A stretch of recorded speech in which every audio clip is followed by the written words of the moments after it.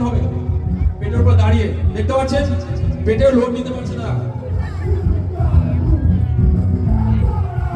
শাবাশ ইট ভাঙতে পারবে কিনা সেটার জন্য আগে দেখা ভেরি নাইস সলিড গার্ল সময়কালে প্রস্তুত থাকতে হবে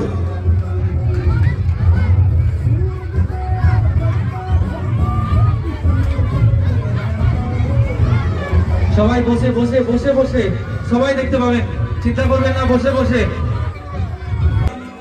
চলো রেডি আপ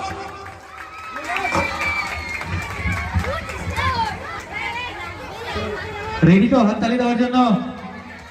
একবার জোরে আওয়াজ